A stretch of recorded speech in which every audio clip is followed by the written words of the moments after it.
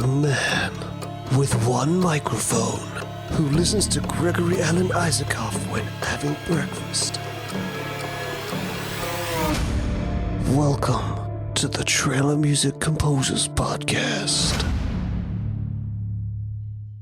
Hey guys, welcome to another session of the Trailer Music Composers Podcast. Today, I think is kind of monumental for me because I finally managed to organise myself to do something that I've been talking about for a while.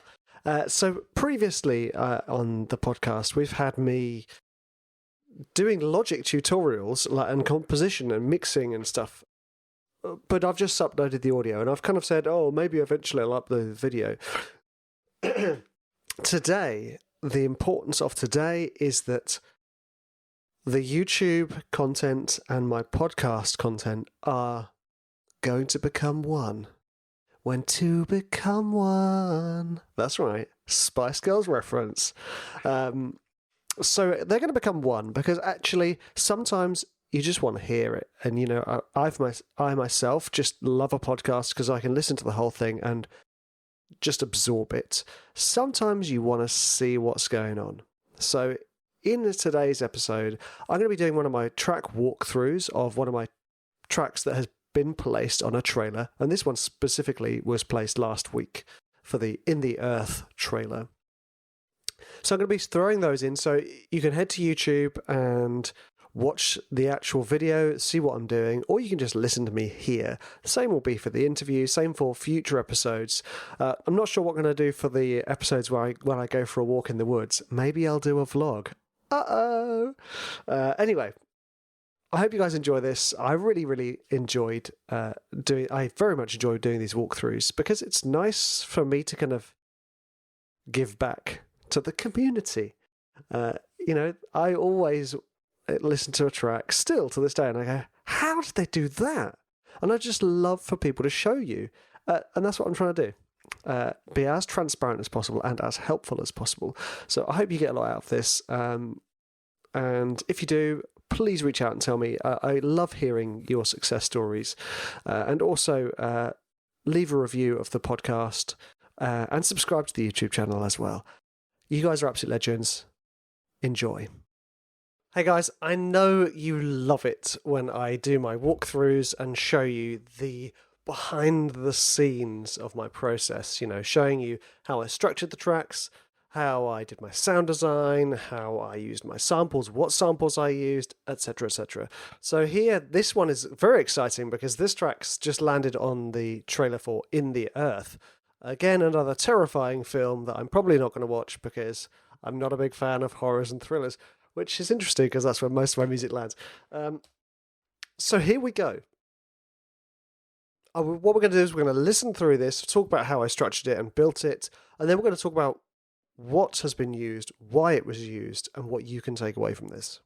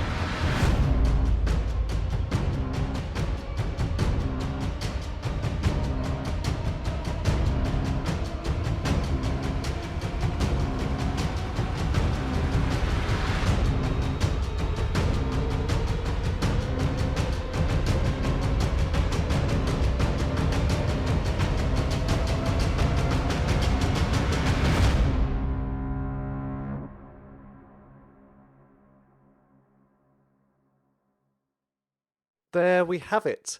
That is my track Tomb, initially called Winter. So let's talk about how I started this. Now, those of you who've been watching these walkthroughs and seen some of my other Throat 4 walkthroughs will know that I started recording Throat 4 almost entirely with my voice, which you can kind of hear and see with these things. If I just solo them, my vox fill, vox bass, whistles. I'm not sure that growl was me. It might have been me. So we started off with this idea. This was all done with my voice, believe it or not. So that vox bass, you can see there, it's pitch shifted down twice with echo, devil lock, noise gate, singer. It's beastly sounds. And then I have my whistle rises that I did as well. These crunchy hits, all with my voice.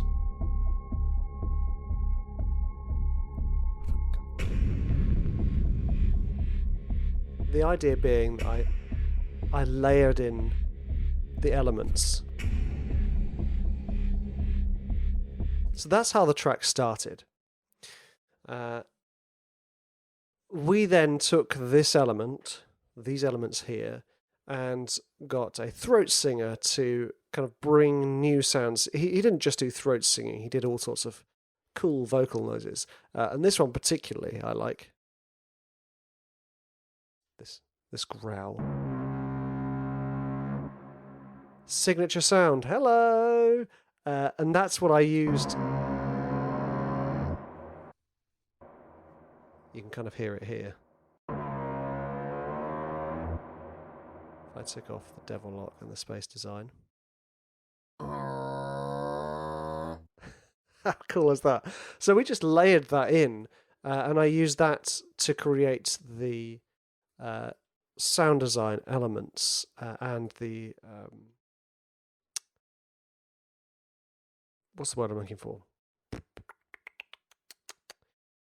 Signature sounds, thank you.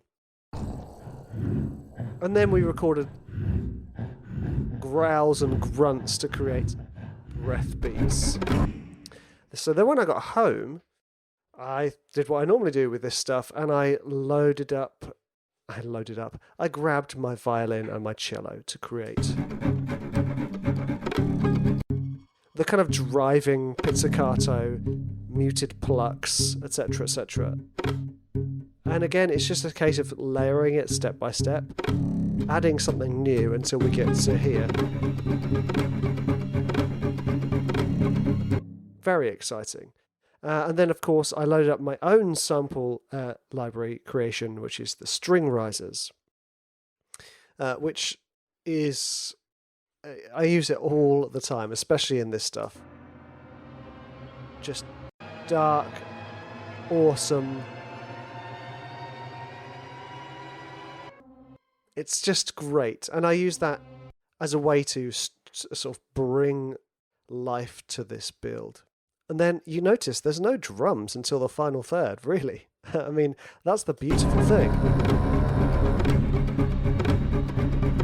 And I think this is one of the reasons why the throat tracks do so well. I don't use drums. They're not drum heavy. I do use drums. I don't use drums much. I use them for effect.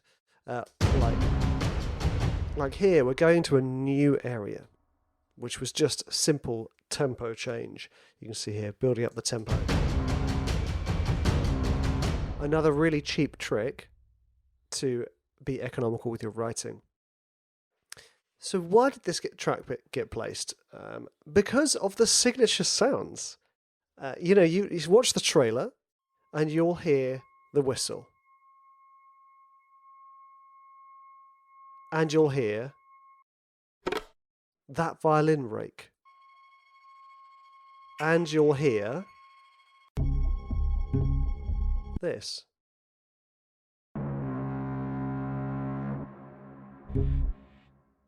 So I used organic sounds that I have recorded myself, oftentimes with this or with my Rode NT1A. Sorry, when I'm pointing at this, it's my Rode Podcaster. And I created my own soundscapes, and those sounds are the reason these tracks do so well. They have character, and I've talked about this a lot. I didn't record them well. A single mono mic, recorded hot, which means close, very close, to the point where it was almost peaking, so that when I compressed it, you get all this extra detail. And then I just created sound worlds with reverb and distortion, and then layered on some dry effects, just to kind of give it this sense of distance. Not everything is in the distance with reverb. Some things are really close, almost in your ear, like someone clicking in your ear. And that's how I structured this track. Layering those elements. Essentially in my head, I had this kind of finished thing going on, and I just layered everything in one by one by one, but starting as small as possible to showcase those cool sounds.